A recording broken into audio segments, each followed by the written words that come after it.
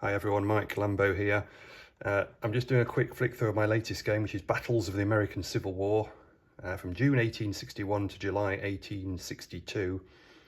The reason I'm doing that particular time period is simply because I started at the beginning, picking out battles that I thought were interesting and would work in this game, and after 20 decided I'd done enough.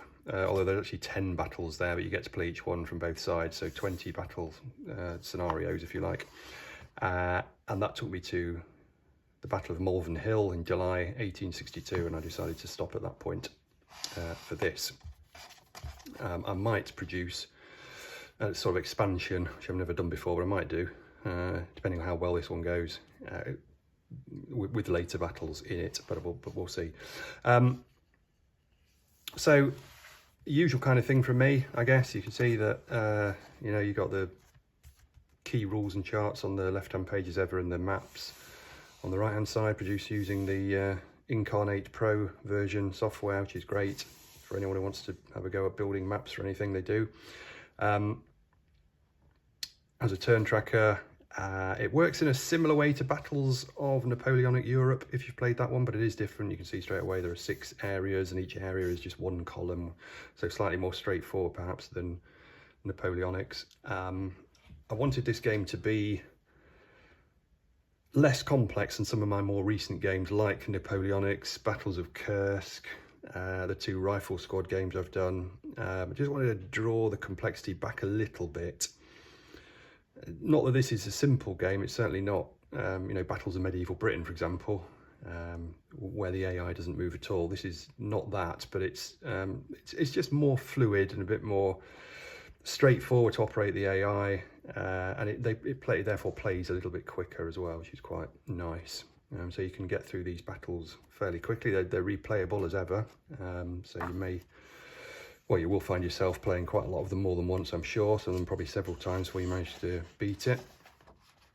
Some are more tricky than others. So you can see that, for example, on this one you're playing as the Confederates, and then you get to play, that's Bull's Bluff, and you get to play the same battle again as the Union.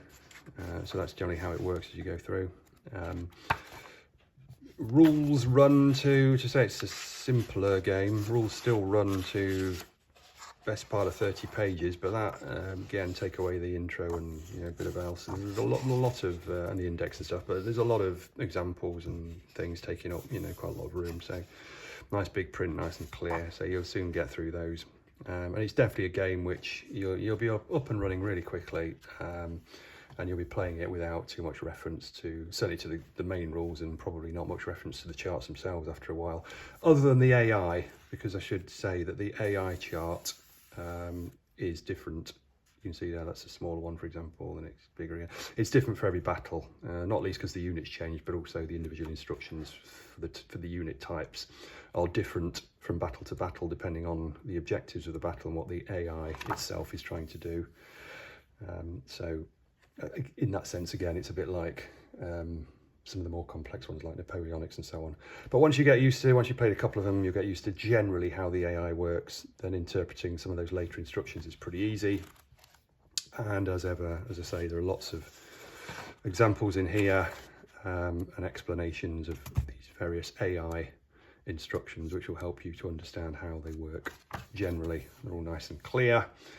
And to be honest, if you get 1 or 2 slightly wrong, it isn't going to be the end of the world. It's not going to make a huge difference, but it's all very intuitive, and you'll soon get to work out how that AI operates.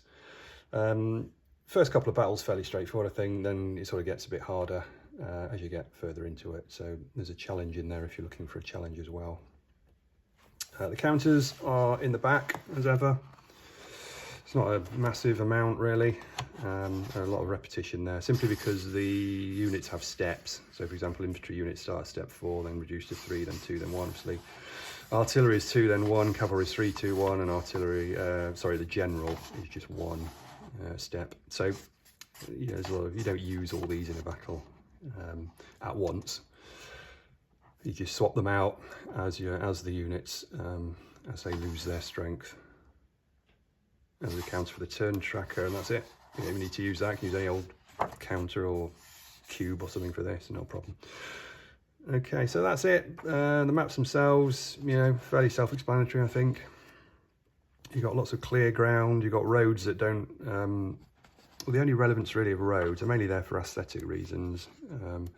The real gameplay relevance is that if you've got a river which is bridged by a road like that, then it doesn't count as a river hex, and that, you know, has implications for the game. So it's really the only relevance of roads. Rivers, obviously, you don't want to be in those or around them, not really in them, but around them, because they're messy and they, you know, they mess up.